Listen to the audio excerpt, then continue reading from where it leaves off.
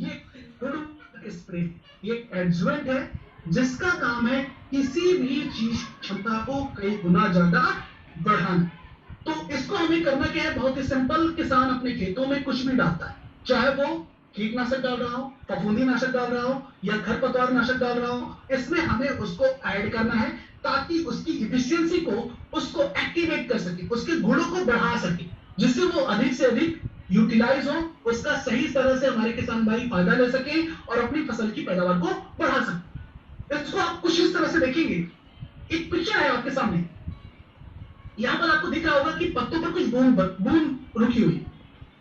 बहुत ही सिंपल, जब किसान किसी भी तरह की दवा का स्प्रे करता है या फिर अगर हम एग्रो ग्रोथ बूस्टर का ही स्प्रे करवाते हैं तो होता क्या है, उसको हम पानी में घोलते हैं, और जब वो पानी में घोलते हैं, जब पत्तों पर किसान स्प्रे करता है वो बूंद के रूप में रुक जाता है, और जब हवा तेजी से चलती है या बारिश आती है तो दवा थम जाती है।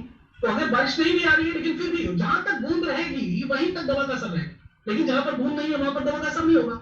तो इस कंडीशन में क्या होता है, किसान को बार बार स्प्रे करना पड़ता है। जैसे अगर हम बात करें मुख्य रूप से कीटनाशक दवाइयों, तो आपने देखा होगा कि जो किसान सब्जियों का उत्पादन ज्यादा करते हैं, सब्जियों वाली फसलें ज्यादा लगाते हैं, उनको बहुत ज्यादा स्प्रे करना पड़ता है। इवेंट क्या होता है कि वो हफ्ते में 2 से 3 स्प्रे कर देते हैं, महीने में तो वो 5 स्प्रे, 6 स्प्रे, 10 स्प्रे तक कर देते हैं, और ये क्रॉप की जो सीजन होती है वहां पर सब्जियों में खासकर 30 से 40 स्प्रे हो जाते हैं।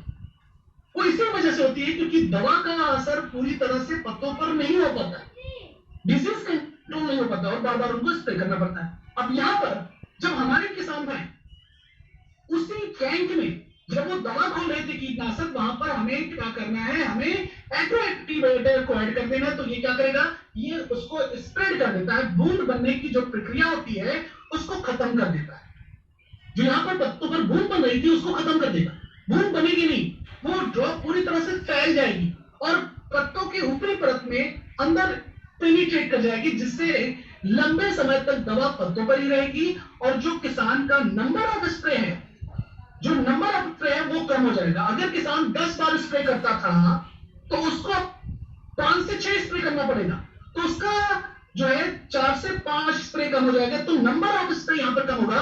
तो उसका लाभ क्या होगा, किसान का केमिकल कम होगा, जो 4 टंकी 5 टंकी फालतू में कर रहा था, प्लस खेतों में केमिकल भी कम जाएगा, उसकी मेहनत भी कम लगेगी और उसका जो इन्वेस्टमेंट लग रहा था वो भी। अगर हम एग्रो एक्टिवेटर को भी अगर हम यूज कर रहे हैं, कहीं पर किसान को दे रहे हो, यूज कर रहे हैं, तो वहां पर भी हमें एग्रो एक्टिवेटर को भी स्प्रे में, इसको एग्रो ग्रोथ बूस्टर में हमें एग्रो एक्टिवेटर को ऐड करना है ताकि उसकी भी एफिशिएंसी बढ़ जाए और वो भी हमारे पत्तों पर ज्यादा से ज्यादा फसल को इफेक्ट कर सके, उसको फायदा दे सके। तो यहाँ पर अगर हम देखें तो इसका इस्तेमाल करने का जो तरीका होगा, और साथ ही साथ हमारे किसान भाई इसको यूज करते हैं इरिगेशन पर्पज से, सिंचाई के लिए अगर वो करते हैं तो सिंचाई के लिए करने पर वो अपने 50% तक के इन्वेस्टमेंट को कम कर सकते हैं।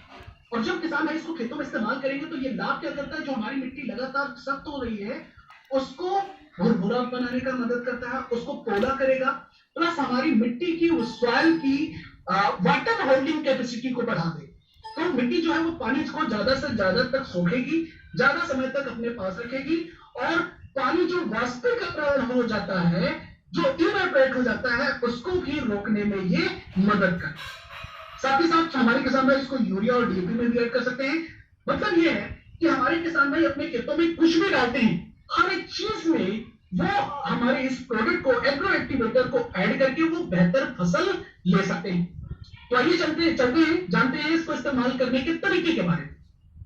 आपने देखा होगा किसान अपनी फसलों में हर एक तरह की फसल में खरपतवार नाशक स्प्रे करता है, जिसको हर्बिसाइड बोलते हैं, यानी कि घास फूस मारने की दवा, और वो 2 से 3 बार करता है। वहां पर भी यही होता है कि उसकी दवा जो होती है वो प्रॉपर उसका इफेक्ट नहीं होता है और उसको 2 से 3 बार करना पड़ता है। तो यहाँ पर अगर किसान खरपतवार नाशक कर रहा है तो वहां पर हमें इसको एग्रो एक्टिवेटर को 15 लीटर की टंकी में 20 ml ऐड करके स्प्रे करवाना है। खरपतवार नाशक में हमें इसको ऐड करना है 20 ml 15 लीटर की टंकी में, उसके बाद हमें इसको स्प्रे करवाना है। अब उसके अलावा किसान और भी कोई स्प्रे करता है, अगर किसान कीटनाशक करता है यानी कि पेस्टिसाइड करता है, फंगिसाइड करता है, या फिर वो किसी तरह का टॉनिक करता है, या किसी तरह का वो फर्टिलाइजर करता है। जैसे हम एग्रो ग्रोथ बूस्टर को जब हम करवाते हैं तो वहां पर इसको हमें ऐड करना है 15 लीटर की टंकी में 10 ml। 15 लीटर की टंकी में इसको हमें 10 ml ऐड करना है और स्प्रे करवाना है। जब किसान स्प्रे करेगा तो पत्तों पर जो बूंद बन रही थी वो बूंद बनने की प्रक्रिया खत्म हो जाएगी, दवा जो है वो तेजी से पत्तों पर फैलेगी और पत्तों पर ऊपरी परत में अंदर चली जाएगी, जिसकी वजह से ज्यादा समय तक दवा पत्तों पर रुकी रहेगी और उस दवा का असर ज्यादा से ज्यादा रहेगा और किसान का जो नंबर ऑफ स्प्रे है वो कम हो जाएगा। यानी कि स्प्रे की जो इतनी ज्यादा संख्या में कर रहा है वो कम हो जाएगा। तो उससे क्या फायदा होगा, उसका इन्वेस्टमेंट कम होगा, प्लस खेतों में केमिकल भी कम जाएगा और उसकी मेहनत भी कम लगेगी और फसल भी ज्यादा सुरक्षित होगी। तो हमारे किसान भाई इसको किसी भी तरह का स्प्रे करते हैं तो वहां पर इसको इस्तेमाल कर सकते हैं। अब आइए जानते हैं इसको इरिगेशन पर्पज से अगर इस किसान को इस्तेमाल करना है तो कैसे करें। हमें 1 एकड़ की खेत के लिए 160 ml से लेकर के 200 ml तक एग्रो एक्टिवेटर को लेना है और कम से कम 80 लीटर पानी लेना है। उसमें हमें इसको प्रॉपर मिक्स करना है और मिक्स करने के बाद इसको हमें जिस खेत में सिंचाई करनी है वहां पर स्प्रे कर देना। अब अगर किसान स्प्रे नहीं कर पाता है तो इसको हम मिट्टी में भी या गोबर की खाद में भी मिला करके इसको हम खेतों में डाल सकते हैं। हमें 12 घंटे का गैप देना, मतलब हमें इसको जैसे हमें सुबह सिंचाई करनी है तो हमने शाम को इसको डाल दिया और 12 घंटे के बाद हम सिंचाई करेंगे। ये ध्यान रखना है कि हमें कम से कम 12 घंटे का गैप देना, तब हमें ज्यादा अच्छा रिजल्ट मिलेगा। तो जब ये मिट्टी में पहुंचेगा तो काम क्या करेगा कि जो हमारी मिट्टी है उसके मॉलिक्यूल भी अच्छी तरह से समा जाए, मिट्टी को भुरभुरा करे और फिर जब हमारे किसान भाई 12 घंटे के बाद पानी जब खेतों में डालेंगे तो ये क्या करेगा, पानी को तेजी से फैलाएगा, क्योंकि ये क्या कर रहा है, ड्रॉप के जो उसका सरफेस टेंशन है उसको तोड़ रहा है, यानी कि उसका पृष्ठ तनाव तोड़ रहा है, जिससे आप कह सकते हैं पानी को और पतला कर रहा है। तो पानी तेजी से फैलेगा और मिट्टी अधिक गहराई तक जाएगा। मिट्टी में अधिक गहराई तक जाएगा तो उसका लाभ क्या होगा, जो खेत अगर मान लीजिए किसी खेत को किसान को उसको भरने के लिए सिंचाई करने के लिए 10 घंटे लगते थे, एक ट्यूबवेल से सींचने के लिए उसको 10 घंटे लगते थे, तो उसको एग्रो एक्टिवेटर को डालने के बाद वही खेत 6 से 8 घंटे में भर जाएगा। उसकी 2 जो ट्यूबवेल चलता है वो बंद हो जाएगा। तो 2 से 4 घंटे की अगर बचत होगी तो आपने देखा होगा कि बहुत सारे किसान क्या करते हैं, वो डीजल से इंजन को चलाते हैं और फिर खेत को भरते हैं। तो वहां पर अगर 2 घंटे की भी बचत हो जाती है, यानी कि उनका डीजल बचेगा, उनका इन्वेस्टमेंट बचेगा, प्लस उनके खेतों में केमिकल मतलब पानी भी कम जाएगा और उसका असर भी लंबे समय तक बने रहेगा। प्लस जो एग्रो एक्टिवेटर है वो हमारी मिट्टी में 1 महीने तक इसका असर बना रहता है। 1 महीने तक इसका असर बना रहेगा। किसान को 1 महीने के अंदर वो दोबारा अगर सिंचाई करता है तो उसको डालने की आवश्यकता नहीं।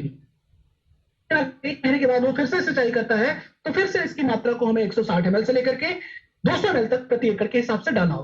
प्लस इसका फायदा एक और है कि किसान का 50% का खर्चा कैसे बचेगा। अगर किसान महीने में 2 सिंचाई करता था तो इसको डालने के बाद उसको 1 ही सिंचाई करनी पड़ेगी, 4 करता था तो 2 ही करना पड़ेगा। तो अभी आप देखेंगे जैसे धान की खेती आ रही है तो धान की खेती में पानी का बहुत ज्यादा यूज होता है, उसमें बहुत ज्यादा